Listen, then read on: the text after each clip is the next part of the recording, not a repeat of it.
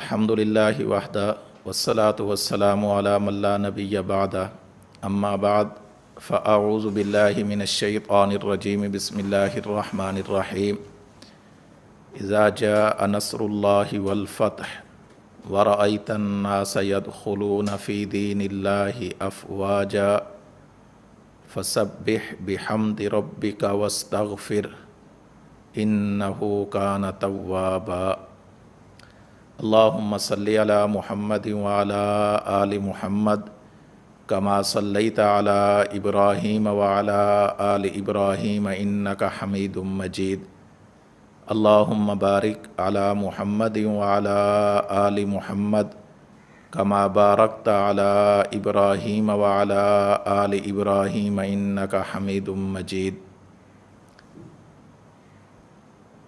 اللہ کے رسول صلی اللہ علیہ وسلم ہجرت کے چھٹے سال ذوالقعدہ کے مہینے میں مدینہ منورہ سے مکہ مکرمہ کی طرف عمرہ کی غرض سے روانہ ہوئے۔ آپ صلی اللہ علیہ وسلم کے ساتھ 1400 صحابہ کرام رضوان اللہ تعالی علیہم اجمعین ساتھ تھے۔ آپ صلی اللہ علیہ وسلم مکہ مکرمہ سے کچھ پہلے جب حدیبیہ نامی ایک مقام پر پہنچے، مکہ کے قریشیوں کو علم ہوا، مشرکین کو علم ہوا، پتہ چلا کہ اللہ کے نبی صلی اللہ علیہ وسلم 1400 صحابہ کے ساتھ عمرہ کرنے کے لیے مکہ میں آ رہے ہیں، تو انہوں نے اسی حدیبیہ کے مقام پر آپ صلی اللہ علیہ وسلم کو روک لیا اور یہ کہا کہ ہم کسی صورت بھی آپ کو عمرہ کے لیے آگے نہیں جانے دیں گے۔ ادھر سے صحابہ کرام رضوان اللہ تعالی علیہم اجمعین عمرہ کی غرض سے چونکہ گھر سے نکلے تھے، ان کی شدید خواہش تھی کہ ہم عمرہ کریں۔ قریشیوں کا اصرار تھا کہ ہم عمرہ نہیں کرنے دیں گے۔ اس دوران قریب تھا کہ آپس میں لڑائی ہو جائے۔ اللہ کے پیغمبر صلی اللہ علیہ وسلم نے بڑا حکمت والا فیصلہ فرمایا اور باہمی طور پر ایک عہد نامہ مرتب کیا گیا جسے سیر اور تاریخ کی کتابوں میں صلح حدیبیہ کا نام دیا جاتا ہے۔ اس کے اندر بنیادی طور پر یہ بات شامل تھی، نمبر 1 کہ مسلمان اس سال عمرہ کیے بغیر واپس چلے جائیں، عمرہ نہ کریں، آئندہ سال آ کر عمرہ کر لیں۔ نمبر 2 10 سال تک فریقین میں جنگ بندی کا معاہدہ ہو، نہ تو مسلمان جنگ کریں گے اور نہ ہی قریشی مسلمانوں کے ساتھ جنگ کریں گے۔ نمبر 3 اللہ کے رسول صلی اللہ علیہ وسلم کے سامنے یہ بات رکھی گئی کہ اگر مکے سے کوئی شخص اپنے ورثاء کی اجازت کے بغیر آ کر آپ کی خدمت میں اسلام قبول کر لے تو آپ اس شخص کو دوبارہ مکہ میں بھیج دیں گے، آپ اس کے پابند ہوں گے۔ اور اس کے ساتھ ساتھ اگر کوئی شخص مدینہ منورہ سے مکہ کی طرف آ گیا، مسلمان ہو کر ادھر آ گیا، تو ہم اس کو آپ کو واپس نہیں کریں گے۔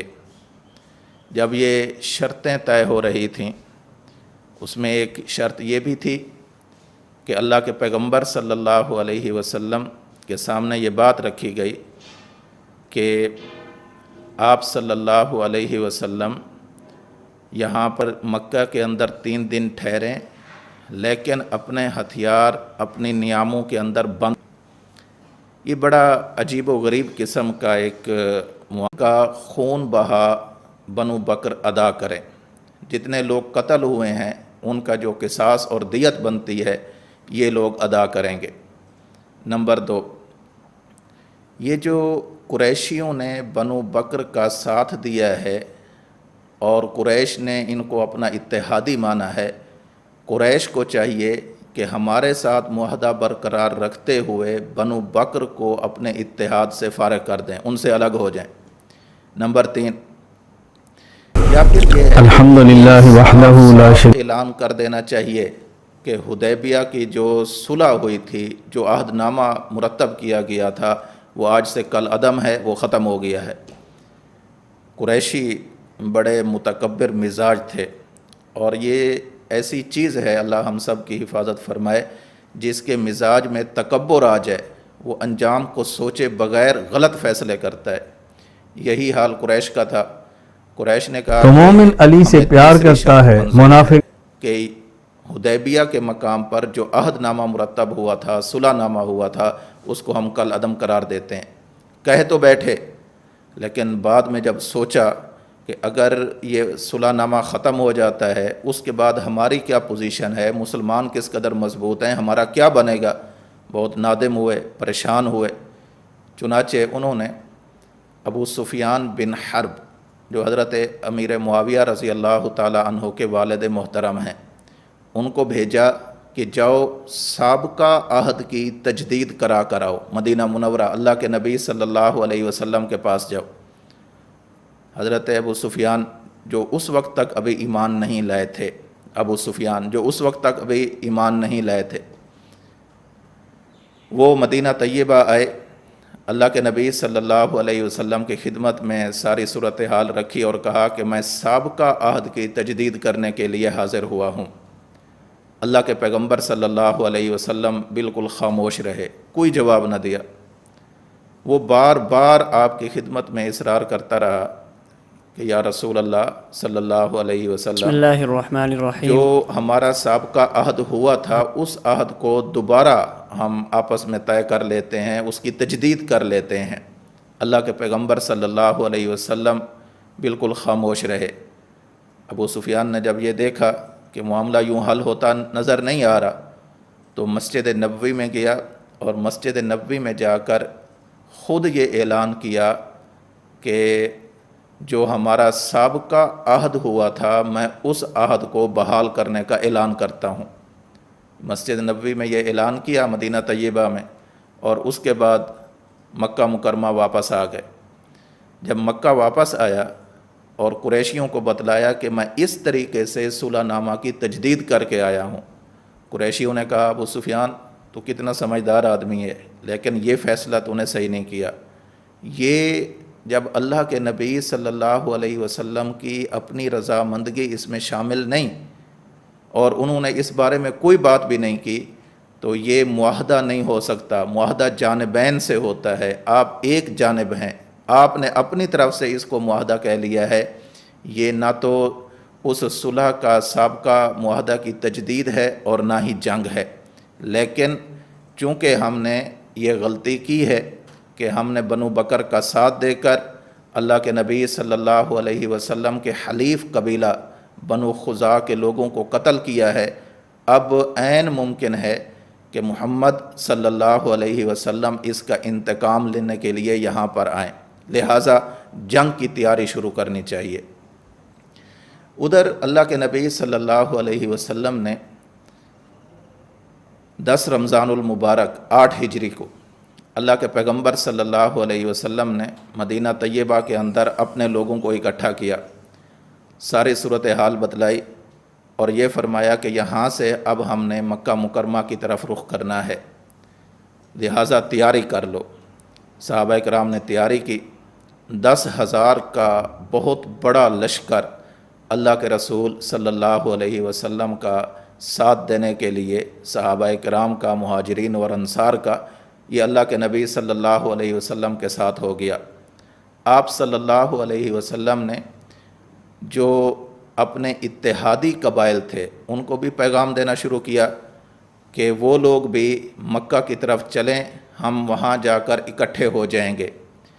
ارد گرد مضافات میں، گرد و نواح میں جو اتحادی قبائل تھے وہ لوگ بھی مکہ مکرمہ کی طرف چل پڑے۔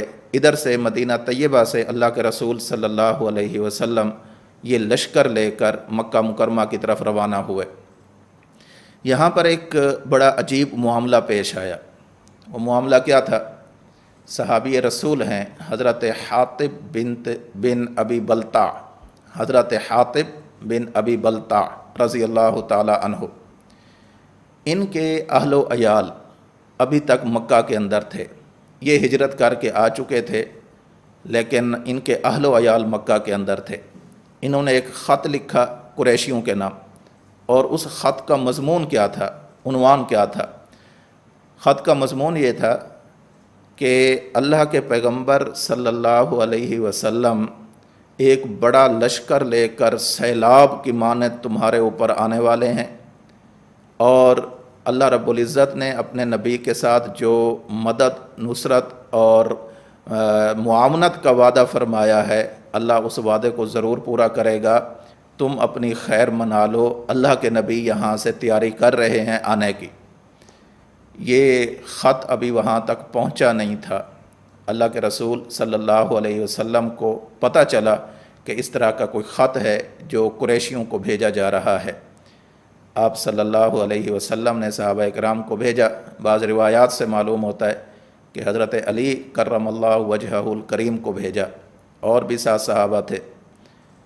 تو انہوں نے جا کر، جو لوگ جا رہے تھے اس وقت مکہ مکرمہ کی طرف، اس میں ایک عورت تھی، اس کے پاس یہ خط تھا۔ تو حضرت علی رضی اللہ تعالیٰ عنہ نے فرمایا کہ خط ہمیں دو۔ اس نے کہا میرے پاس کوئی خط نہیں ہے۔ حضرت علی رضی اللہ تعالیٰ عنہ نے فرمایا ہمیں ہمارے نبی نے اطلاع دی ہے کہ خط تو موجود ہے، ہمارے نبی کی بات سچی، تمہاری بات جھوٹی ہے، خط دو ورنہ خط لینا ہمیں آتا ہے۔ تو چنانچہ اس نے اس جملے سے خائف ہو کر اپنے بالوں کے جھوڑے میں سے وہ خط نکال کر دے دیا۔ خط واپس آیا۔ اللہ کے نبی صلی اللہ علیہ وسلم اور صحابہ اکرام سب کو ایک غیر معمولی سی ایک پریشانی لاحق ہو گئی کہ یہ کیا ہوا۔ حضرت عمر رضی اللہ تعالیٰ عنہ جو فنا فی اللہ ہیں، اٹھے اور کہا کہ یا رسول اللہ صلی اللہ علیہ وسلم اجازت دیجئے نا، انہوں نے آپ کی مخبری کی ہے، اسلام کو نقصان پہنچانے کے لیے ہوگی، مجھے اجازت دیں میں اس کا سر تن سے جدا کر دوں۔ حضرت حاطب فرماتے ہیں کہ میں نے عرض کی یا رسول اللہ صلی اللہ علیہ وسلم میرے معاملے میں جلدی نہ فرمائیے، میری بات اچھی طرح سن لیجئے۔ اللہ کے پیغمبر صلی اللہ علیہ وسلم نے حضرت عمر سے فرمایا عمر آپ ٹھہر جاؤ، حاطب بدری صحابی ہے کہ جن کے بارے میں اللہ رب العزت نے یہ بات ارشاد فرمائی ہے کہ یہ جو کچھ بھی کرتے رہیں اللہ نے انہیں سب کچھ معاف کر دیا ہے۔ جب پکڑنے والی ذات نے معاف کر رکھا ہے تو ہم کیوں ان کو پکڑیں؟ لہٰذا حضرت حاطب سے پوچھا گیا کہ ہاں بتاؤ کیا بات ہے۔ حضرت حاطب نے اپنی یہ پریشانی ظاہر کی کہ یا رسول اللہ صلی اللہ علیہ وسلم اصل معاملہ یہ ہے کہ میرے اہل و عیال مکہ مکرمہ میں ہیں، میں نے ایسا خط لکھا ہے جس خط میں میرا فائدہ تو ہے، آپ کا کوئی نقصان نہیں ہے۔ میرا فائدہ یہ ہے کہ قریش میرے اس خط کی وجہ سے میرے اہل و عیال کو نقصان نہیں پہنچائیں گے، آپ کا نقصان نہیں ہے۔ آپ 10,000 کا لشکر لے کر جائیں اور قریشیوں میں اتنا دم نہیں ہے کہ وہ آپ کا مقابلہ کر سکیں، لہٰذا مجھے معاف فرمائیں۔ اللہ کے پیغمبر صلی اللہ علیہ وسلم نے فرمایا حاطب بالکل سچ فرماتے ہیں، انہیں معاف کر دینا چاہیے۔ خیر، اللہ کے رسول صلی اللہ علیہ وسلم یہاں سے چلے تو ذوالحلیفہ کے مقام پر حضرت عباس رضی اللہ تعالی عنہ مکہ مکرمہ سے مدینہ طیبہ کی طرف آ رہے تھے۔ اسی مقام پر اللہ کے نبی اور حضرت عباس رضی اللہ تعالی عنہ کی آپس کے اندر ملاقات ہوئی۔ حضرت عباس رضی اللہ تعالی عنہ کو اللہ کے نبی نے فرمایا تمہاری ہجرت آخری ہجرت ہے اور میری نبوت آخری نبوت ہے، آپ مدینہ منورہ جانے کی بجائے ہمارے ساتھ واپس مکہ کی طرف چلو، ہم لوگ مکہ کی طرف جا رہے ہیں۔ حضرت عباس رضی اللہ تعالیٰ عنہ اس بات پر آمادہ ہو گئے، یہاں سے چلے۔ آگے ایک جگہ آتی ہے مقام ابوا، جب وہاں پر پہنچے تو حضرت ابو سفیان بن حارث بن عبد المطلب یہ حضرت نبی کریم صلی اللہ علیہ وسلم کے تایا زاد ہیں، آپ کے تائے حضرت حارث کے بیٹے ہیں۔ رشتہ ایک یہ بھی ہے، دوسرا رشتہ آپ صلی اللہ علیہ وسلم کے ساتھ یہ بھی ہے کہ یہ آپ کے رضائی بھائی ہیں۔ حضرت حلیمہ سعدیہ رضی اللہ تعالی عنہا کا دودھ اللہ کے نبی نے بھی پیا ہے، اور حضرت ابو سفیان بن حارث بن عبد المطلب نے بھی پیا ہے۔ یہ بھی یہاں آ کر ملے اور اللہ کے نبی صلی اللہ علیہ وسلم سے عرض کی کہ ہم اسلام لانا چاہتے ہیں، ہمیں اپنے اس کے اندر قبول فرمائے، ہمارا ایمان قبول فرمائے۔ صفوان بن امیہ یہ بھی ساتھ تھا۔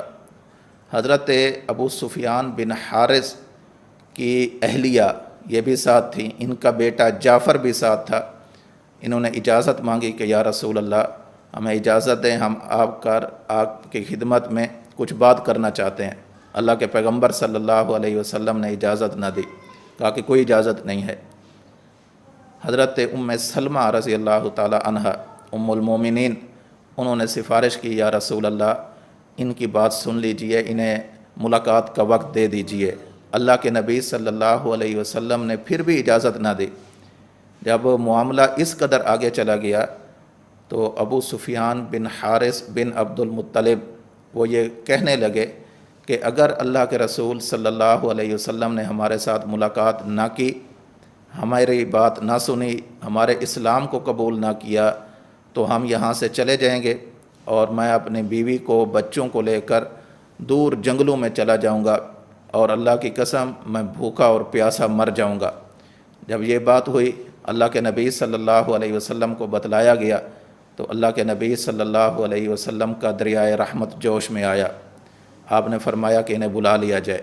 بلائے گئے، آپ صلی اللہ علیہ وسلم نے ان کے ایمان کو قبول فرمایا، ان کے اسلام کو قبول فرمایا۔ یہ لوگ بھی آپ صلی اللہ علیہ وسلم کے ساتھ چل دیے۔ اب یہ قافلہ بنتا جا رہا ہے اور آگے کی طرف چلتا جا رہا ہے۔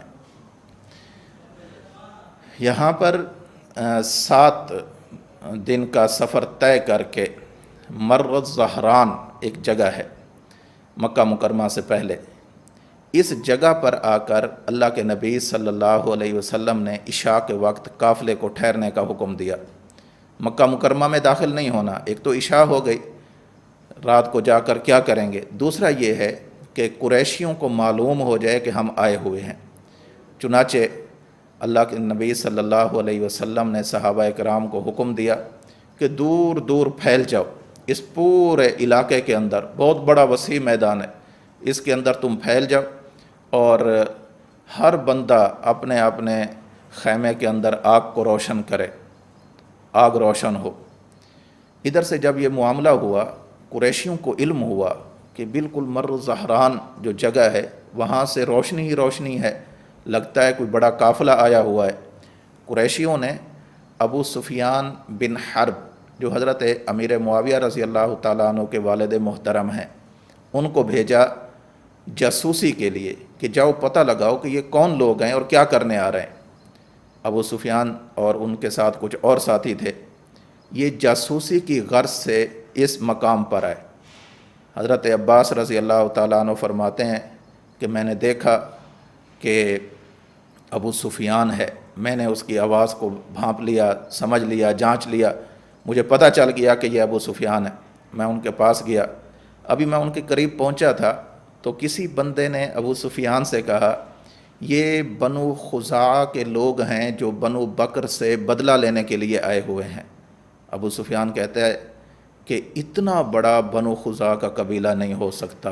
آپ خود سوچیں، جہاں 10,000 صحابہ کرام نے اپنے اپنے خیموں کے اندر آگ روشن کر رکھی ہوگی، وہ کتنا بڑا قافلہ نظر آ رہا ہوگا۔ یہ جنگی حکمت عملی تھی۔ تو حضرت عباس رضی اللہ تعالیٰ عنہ فرماتے ہیں میں نے ابو سفیان کو دیکھ لیا کہ یہ ابو سفیان ہے۔ تو ابو سفیان سے میں نے کہا کہ کیسے آئے ہو؟ ابو سفیان نے بھی جب مجھے دیکھا تو وہ کہتے ہیں کہ میں یہ دیکھنے آیا ہوں کہ یہ کون لوگ ہیں۔ حضرت عباس فرماتے ہیں کہ ابو سفیان یہ اللہ کے نبی صلی اللہ علیہ وسلم اپنا لشکر لے کر آئے ہیں جو مکہ کے اندر داخل ہوگا۔ تو ابو سفیان گھبرائے، کہتے ہیں کہ اتنا بڑا لشکر، پھر پورا قریش، یہ تو کچھ بھی سامنے مقابلہ نہیں کر سکیں گے، قریشیوں میں اتنا دم خم نہیں ہے کہ اتنے بڑے لشکر جرار کا، اتنے بڑے عظیم لشکر کا مقابلہ کریں۔ عباس مجھے کوئی رائے دو، میں اب کیا کروں؟ حضرت عباس فرماتے ہیں کہ میں نے ابو سفیان سے کہا آپ ایسا کرو، میرے ساتھ چلو، میں آپ کو اللہ کے نبی صلی اللہ علیہ وسلم کی مجلس میں لے جاتا ہوں، وہاں جا کر امان طلب کرو، آپ کو جب امان دے دی جائے گی اس کے بعد جو بھی فیصلہ ہو آپ خود کر لینا۔ اچھا، جب حضرت عباس رضی اللہ تعالیٰ عنہ ابو سفیان کو لے کر اللہ کے نبی صلی اللہ علیہ وسلم کی خدمت میں آ رہے تھے، حضرت عمر رضی اللہ تعالیٰ عنہ کی پھر نگاہ پڑ گئی۔ حضرت عمر تو فنا فی اللہ تھے، فرمانے لگے کہ ابو سفیان آج بغیر کسی معاہدہ کے قابو میں آ گیا ہے، آج یہ بچ کر نہیں جائے گا۔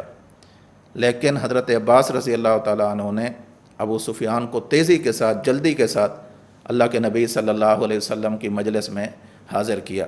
پیچھے سے حضرت عمر بھی پہنچ گئے۔ تو ابو سفیان نے کہا اے محمد صلی اللہ علیہ وسلم مجھے امان دیجئے۔ اللہ کے نبی صلی اللہ علیہ وسلم نے فرمایا کہ آپ کو امان ہے۔ امان کا مطلب کہ آپ، ہمارا کوئی بندہ آپ پر ہاتھ نہیں اٹھائے گا، یہ امیر لشکر کی طرف سے آپ کو امان مل چکی ہے۔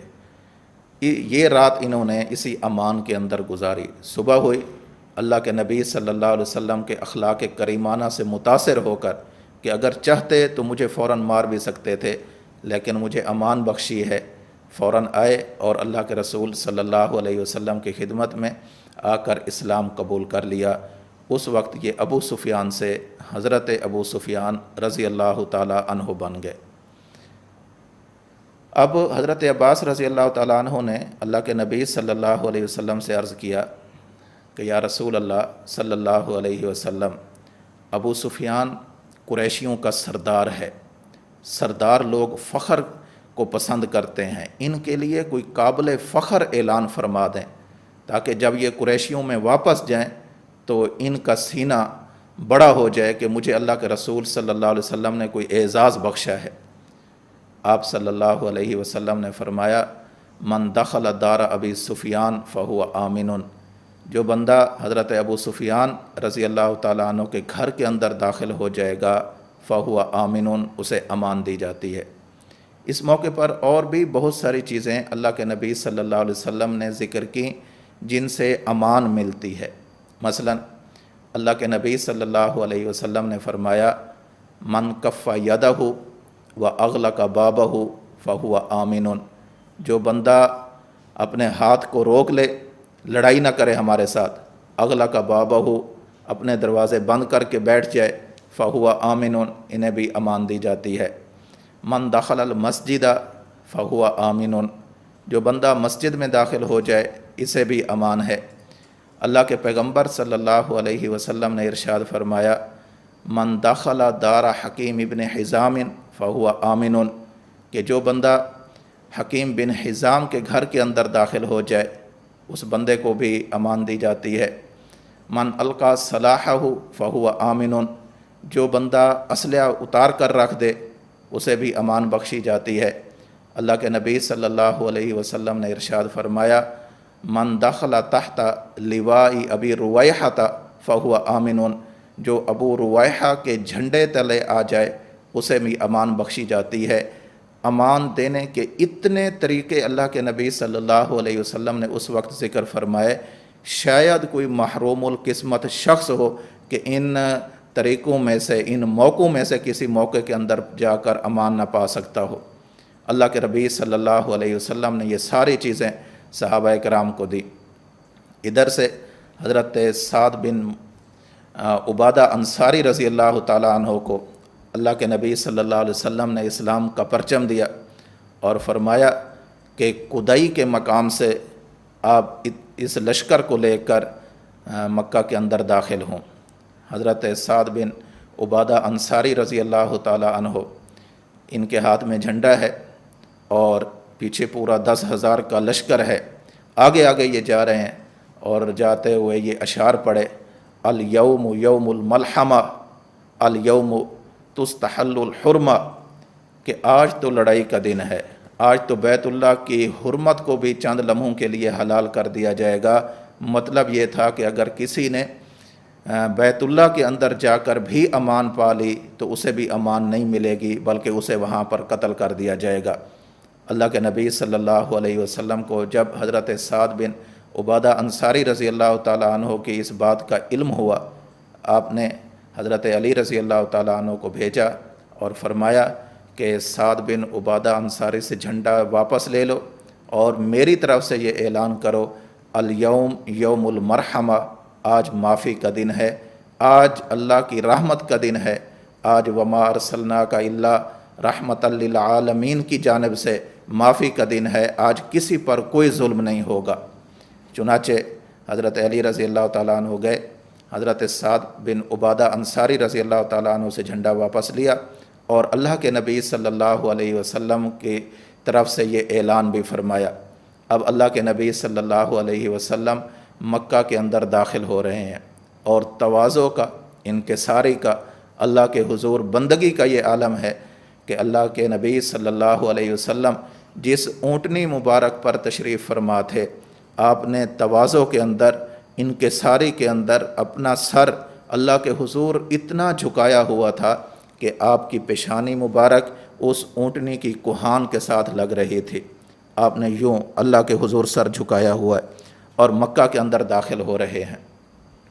مکہ کے اندر جب داخل ہوئے، وہی قریشی ہیں جنہوں نے کچھ عرصہ پہلے، 8 سال پہلے اللہ کے نبی صلی اللہ علیہ وسلم کو یہاں سے دیس نکالا دیا تھا، یہاں سے ہجرت کرنے پر مجبور کیا تھا، یہاں مکہ چھوڑنے پر مجبور کیا تھا۔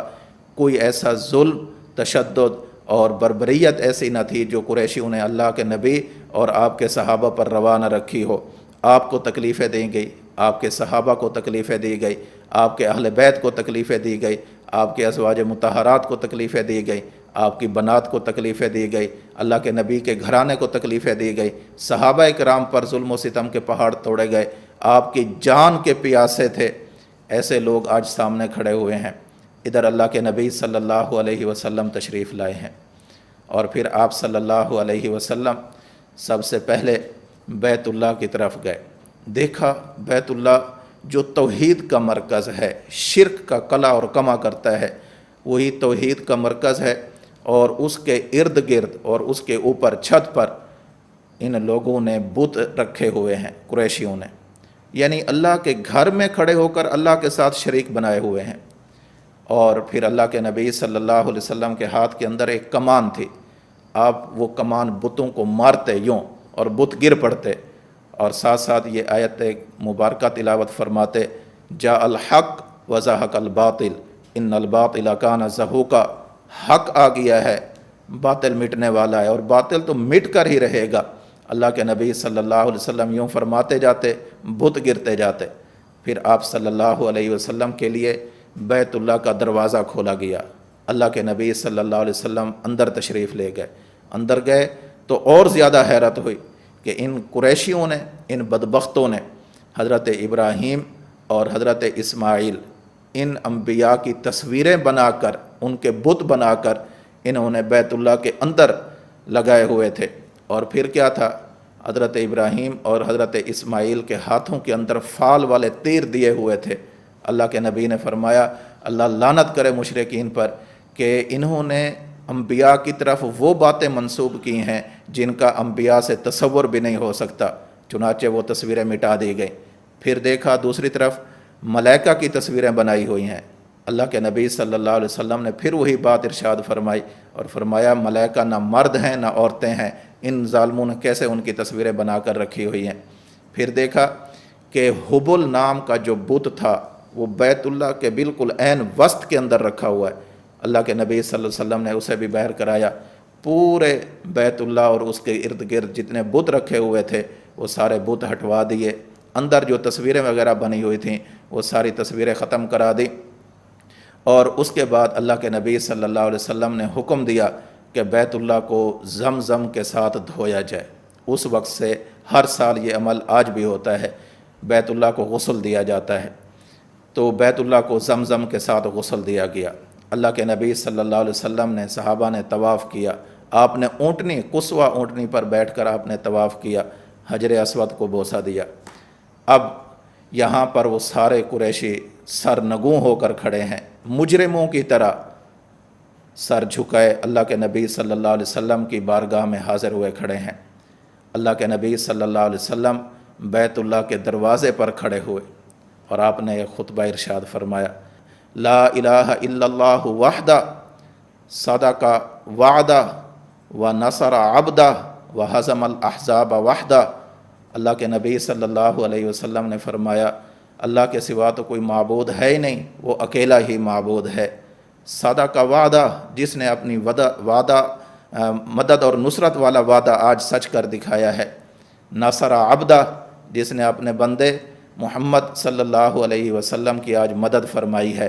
وہزم الاحزاب وحدہ، یہ جتنے لوگ آج شکست انہیں ہوئی ہے اور یہ شکست دو چار ہوئے ہیں، یہ اللہ رب العزت کی تنہا ذات نے سب کچھ کیا ہے۔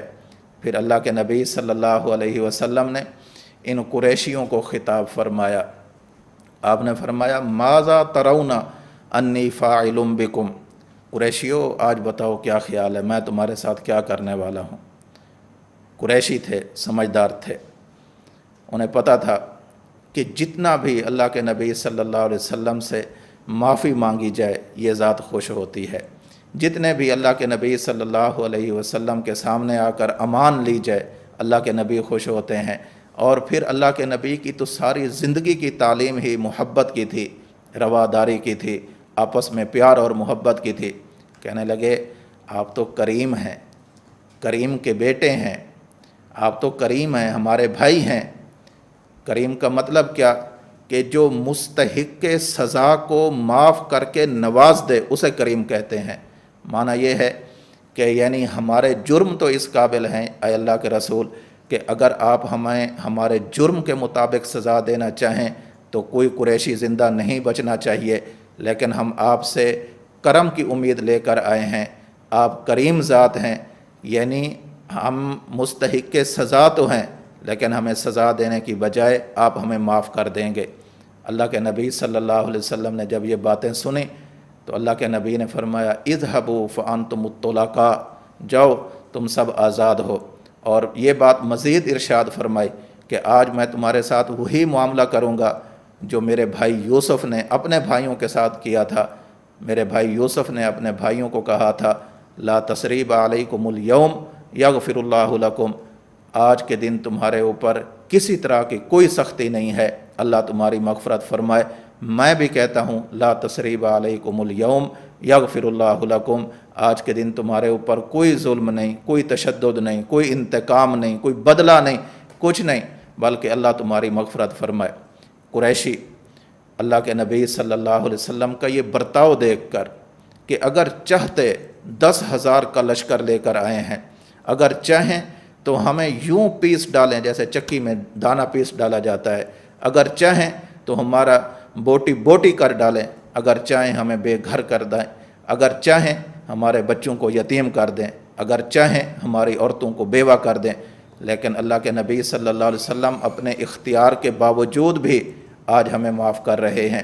اللہ کے نبی صلی اللہ علیہ وسلم کا یہ برتاؤ دیکھ کر ان لوگوں نے اکثر نے اللہ کے نبی صلی اللہ علیہ وسلم پر اسلام لے آئے، ایمان لے آئے اور اسلام قبول کر لیا۔ اس موقع پر اللہ کے نبی صلی اللہ علیہ وسلم نے فرمایا کہ سب کو امان ہے۔ میں نے جیسے پہلے عرض کیا، ایسے مواقع ذکر کیے کہ فلاں فلاں جگہ پر ہو گئے تو امن والے ہو، لیکن چند ایسے لوگ ہیں اللہ کے نبی نے فرمایا کہ یہ لوگ معافی سے مستثنیٰ ہیں، انہیں کوئی معافی نہیں ہے۔ ان میں ہیں اکرمہ بن ابی جہل، ابو جہل کا بیٹا اکرمہ۔ اللہ کے نبی صلی اللہ علیہ وسلم نے فرمایا اکرمہ کو معافی نہیں ہے۔ اکرمہ کو پتہ چلا کہ آج میرے بارے میں یہ حکم دیا گیا ہے، استثنائی حکم دیا گیا ہے، باقی سب کو امن مل رہا ہے، مجھے امن نہیں مل رہا۔ اکرمہ یہاں سے بھاگے اور دور پہاڑوں میں چلے گئے۔ ان کی جو بیوی ہیں وہ اللہ کے نبی صلی اللہ علیہ وسلم کی خدمت میں آئیں، آ کر عرض کی، یا رسول اللہ صلی اللہ علیہ وسلم، آپ تو احلم الناس ہیں، آپ تو سب سے زیادہ حلم والے، حوصلے والے ہیں، یا رسول اللہ صلی اللہ علیہ وسلم ہمیں امان دیجیے نا۔ اللہ کے نبی صلی اللہ علیہ وسلم نے انہیں امان دے دی۔ یہ گئی اور اپنے شوہر کو تلاش کرتی کرتی اس کے پاس اکرمہ کے پاس پہنچی، آ کر عرض کی کہ میں اس شخصیت سے ہو کر آ رہی ہوں جو شخصیت معاف کرنے والی ہے، میں تیری بھی امان طلب کر کے آئی ہوں، میرے ساتھ چلو اور آج محمد صلی اللہ علیہ وسلم کے دامن رحمت میں ہم آ جاتے ہیں۔ چنانچہ اکرمہ آ گئے، اللہ کے نبی صلی اللہ علیہ وسلم نے ان کے اسلام کو قبول فرمایا، اور یہ اکرمہ بن ابی جہل سے حضرت اکرمہ رضی اللہ تعالی عنہ بن گئے۔ دوسرے ہیں عبداللہ بن ابی سرح، ان کے بارے میں بھی حکم تھا کہ یہ جہاں ملیں قتل کر دیے جائیں، لیکن ان کا بھی درمیان میں واسطہ بنا اور اللہ کے نبی صلی اللہ علیہ وسلم نے ان کو معاف کر دیا۔ تیسرے ہیں عبداللہ بن زبارہ، یہ بھی مسلمانوں کے سخت دشمن ہوتے تھے، نفرتوں کے اشعار پڑھا کرتے تھے اور بہت کچھ کہا کرتے تھے۔ اللہ کے نبی صلی اللہ علیہ وسلم نے ان کو بھی معاف کر دیا۔ حضرت وحشی بن حرب، جو اس وقت تک ابھی مسلمان نہیں ہوئے تھے، ان کے بارے میں بھی حکم تھا کہ یہ جہاں بھی ملے انہیں قتل کر دیا جائے، ان کے لیے کوئی امان نہیں ہے۔ پھر درمیان میں سارے وسائط اور وسیلے ذکر کر کے اللہ کے نبی صلی اللہ علیہ وسلم کی خدمت میں ان کے لیے درخواست کی گئی کہ وحشی اسلام قبول کرنا چاہتا ہے، اے اللہ کے رسول اس کے اسلام کو قبول فرما لیں۔ اللہ کے نبی صلی اللہ علیہ وسلم نے فرمایا کہ وحشی کا اسلام قبول ہے، لیکن ایک بات ہے، یہ میرے چچا حضرت حمزہ رضی اللہ تعالیٰ عنہ کا قاتل ہے، اس نے اتنے بڑے شیر دل میرے چچا کو اس نے بڑی بے دردی کے ساتھ مارا تھا، اس لیے اس سے کہو کہ اسلام قبول ہے۔ ان الاسلام یہدم ما کان قبلہ، کہ اسلام پہلے سارے گناہوں کو معاف کر دیتا ہے، مٹا دیتا ہے، لیکن اس سے کہو کہ میرے سامنے نہ بیٹھا کرے، اس کو دیکھ دیکھ کر مجھے میرا چچا حضرت حمزہ یاد آئے گا، اس سے کہو کہ میرے پیچھے آ کر بیٹھا کرے۔ حضرت وحشی رضی اللہ تعالیٰ عنہ کے دل پر آپ سوچئے کیا گزرتی ہوگی کہ سارے صحابہ اللہ کے نبی کے سامنے بیٹھ کر اللہ کے نبی کا دیدار کر رہے ہیں۔ حضرت وحشی اللہ کے نبی کی پشت کی جانب بیٹھا کرتے تھے، ان کے دل میں یہ تمنا تھی، اللہ تو نے مجھ سے اتنا بڑا کام کرایا کہ جس میں میں نے اللہ کے نبی کے چچا کو شہید کر دیا، میں نے بہت بڑا جرم کیا، اللہ اب مجھ سے کوئی ایسا کام لے لے کہ جس کی وجہ سے میں اپنے اس جرم کی تلافی کر سکوں۔ چنانچہ جب مسیلمہ کذاب مدعی نبوت کو قتل کیا گیا، قتل کرنے والے یہی حضرت وحشی رضی اللہ تعالی عنہ ہیں، اور اسی آلے کے ساتھ، اسی چیز کے ساتھ جس کے ساتھ حضرت حمزہ کو شہید کیا تھا، اسی کے ساتھ مسیلمہ کذاب منکر مدعی نبوت، منکر ختم نبوت کو قتل کیا گیا، اور کہتے تھے کہ اللہ کا شکر ہے اب میرا دل کے اندر ایک سکون ہے کہ میں نے اللہ کے بہت بڑے ایک ولی کو قتل کیا، شہید کیا، میرے دل کے اندر ایک میل سی رہتی تھی، آج جب میں نے اللہ کے بہت بڑے دشمن کو ختم کیا ہے، کم از کم اتنا کہہ سکتا ہوں کہ موازنہ ہو گیا ہے، مدعی نبوت تھا، میں نے اس کا سر قلم کر دیا ہے۔ اسی طرح ہندہ بنت عتبہ، یہ حضرت ابو سفیان رضی اللہ تعالی عنہ کی اہلیہ ہیں، ان کے بارے میں بھی اللہ کے نبی نے فرمایا کہ ان کو کسی طرح کی کوئی امن نہیں ہے، لیکن ہندہ نے چپکے سے کچھ اور عورتوں کو ساتھ ملا کر اللہ کے نبی کی مجلس میں آئے اور آ کر کہا کہ ہم لوگ اسلام قبول کرنا چاہتے ہیں۔ اللہ کے نبی صلی اللہ علیہ وسلم نے ان کے اسلام کو قبول فرمایا، پتہ چلا اس کے اندر تو ہندہ بھی ہے۔ اللہ کے نبی صلی اللہ علیہ وسلم نے فرمایا اب وہ اسلام لا چکی ہیں، اب اسلام لانے کی وجہ سے ان کے جتنے بھی معاملات تھے وہ اسلام نے آ کر سارے ختم کر دیے، جتنے جرائم تھے اسلام نے آ کر سارے دھو ڈالے۔ اس موقع پر حضرت ہندہ نے اللہ کے نبی صلی اللہ علیہ وسلم کی خدمت میں 2 بکریاں نذرانے کے طور پر پیش کی ہیں کہ یا رسول اللہ آپ قبول فرمائیں، اور ساتھ میں یہ دعا کی درخواست بھی کی ہے کہ یا رسول اللہ چونکہ میرا مال بہت کم ہوتا ہے اس لیے صرف 2 بکریاں دے سکی ہوں، آپ دعا فرمائیں اللہ میرے مال میں اضافہ فرمائے، میں آپ کی خدمت میں پیش کرتی رہوں گی۔ اللہ کے نبی صلی اللہ علیہ وسلم نے ان کے لیے دعا فرمائی۔ یہ خود فرمایا کرتی ہیں کہ ہمارا مال اتنا زیادہ ہو گیا کہ عرب میں اس کی مثال نہیں ملتی تھی۔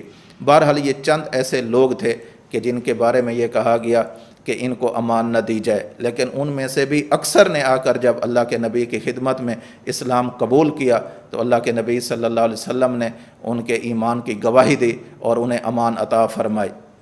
یہ سارا جس دن ہوا، یہ واقعہ ہوا، یہ 20 رمضان المبارک یعنی جو آج کا دن ہے رمضان المبارک کا 8 ہجری، یہ سارا اس دن کے حوالے سے تھا۔ آج کے دن کی مناسبت سے یہ چند باتیں میں نے آپ کی خدمت میں ذکر کی ہیں۔ اور پھر اس پورے واقعے سے سبق کیا ملتا ہے؟ 2 سبق ملتے ہیں۔ نمبر 1 کہ جو لوگ اسلام کے لیے، اسلام کی اشاعت کے لیے، اسلام کے تحفظ کے لیے کام کر رہے ہیں، اللہ رب العزت انہیں آزمائشوں سے گزارتے ہیں۔